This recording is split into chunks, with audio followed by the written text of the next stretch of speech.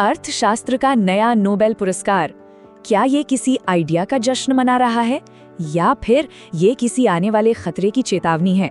आज हम इसी प्रतिष्ठित सम्मान के पीछे छिपे असली संदेश को समझने की कोशिश करेंगे, क्योंकि हो सकता है ये सिर्फ एक उत्सव ना हो बल्कि एक बहुत बड़ी चेतावनी हो। अब देखिए, सबसे हैरान करने वाली बात तो ये है कि जिस आइडिया ने इस साल का नोबेल जीता है वो कोई नया आइडिया नहीं है, बिल्कुल नहीं। असल में इसकी जड़ें 1940 के दशक तक जाती हैं। तो यहीं पर असली सवाल खड़ा होता है, एक ऐसा आइडिया जो इतना पुराना है उसे आज सम्मान क्यों दिया जा रहा है? क्या वो आज की दुनिया में, मतलब हमारी दुनिया में भी उतना ही रेलेवेंट है या फिर ये बस एक हिस्टोरिकल ट्रॉफी बनकर रह गया है? चलिए इसी की पड़ताल करते हैं। तो चलिए शुरू करते हैं। सबसे पहले देखते हैं कि आखिर ये प्राइज जीता किसने है और वो बड़ा आइडिया क्या है जिसने उन्हें ये सम्मान दिलाया। तो इस साल के विजेता हैं फिलिप एग्योन, पीटर हॉविट और जोएल मुखीर, और उन्हें ये अवार्ड मिला है उनके उस काम के लिए जो पिछले 200 सालों में इंसानियत ने जो जबरदस्त तरक्की की है ना, उसे एक्सप्लेन करता है। सोचकर देखिए, 2 सदियों की प्रोग्रेस। तो आखिर वो थ्योरी है क्या जिसने उन्हें नोबेल दिलाया? चलिए इसको थोड़ा आसान भाषा में समझते हैं। ये पूरा कॉन्सेप्ट एक चीज के इर्द गिर्द घूमता है, क्रिएटिव डिस्ट्रक्शन, हिंदी में कहें तो रचनात्मक विनाश। आइडिया बहुत सिंपल है, कुछ नया बनाने के लिए किसी पुरानी चीज को खत्म होना ही पड़ता है। Destruction for creation. आप ऐसे सोचिए, कैसे स्ट्रीमिंग सर्विसेज आईं और उन्होंने वीडियो रेंटल स्टोर्स की छुट्टी कर दी, है ना? बस यही है क्रिएटिव डिस्ट्रक्शन का कोर आइडिया। और इस आइडिया का सफर भी बड़ा कमाल का रहा है। इसका जिक्र सबसे पहले 1940s के दशक में अर्थशास्त्री जोसेफ शुम्पीटर ने किया। फिर 90 के दशक में एग्योन और हॉविट ने इस आइडिया को पकड़ा और उसे प्रॉपर मैथमेटिकल मॉडल्स में फिट कर दिया। और अब इतने सालों बाद इसे दुनिया का सबसे बड़ा सम्मान मिल रहा है। कमाल है ना? लेकिन हाँ, ये मॉडल ऐसे ही काम नहीं करता। इसके लिए कुछ बहुत खास कंडीशंस, कुछ धारणाएं हैं, जैसे कि बाजार बिल्कुल फ्री हो, कंपटीशन सबके लिए खुला हो, सरकार का रोल ड्राइवर का नहीं बल्कि सिर्फ एक सहायक का हो जो बस रास्ता बनाने में मदद करे। मतलब साफ है, तरक्की का असली इंजन निजी उद्यम को माना गया है। लेकिन अब कहानी में एक ट्विस्ट आता है।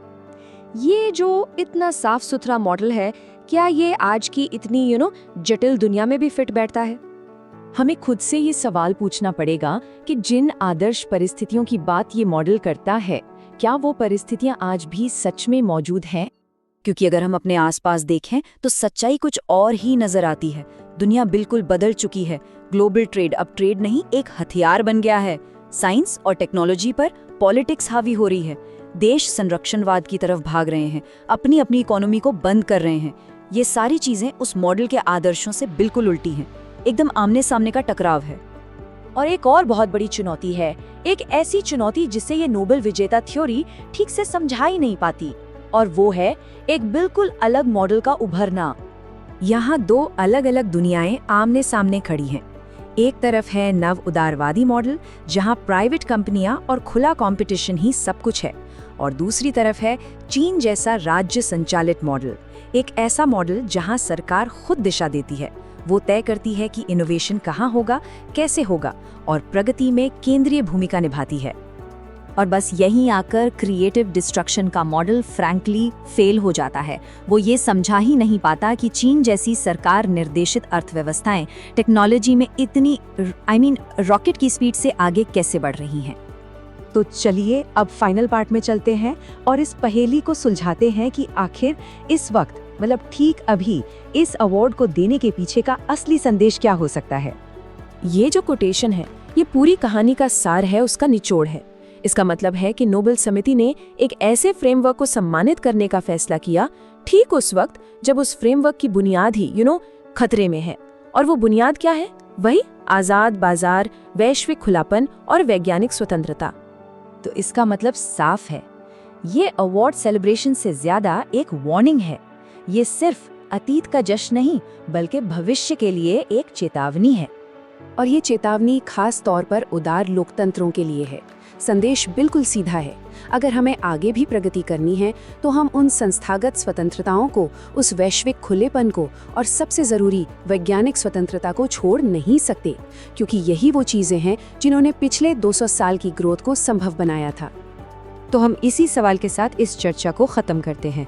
क्या ये नोबेल पुरस्कार एक दौर के खत्म होने का जश्न है, या फिर ये उन मूल्यों को बचाने की एक तत्काल पुकार है जिन पर हमारा आने वाला कल, हमारा भविष्य टिका हुआ है?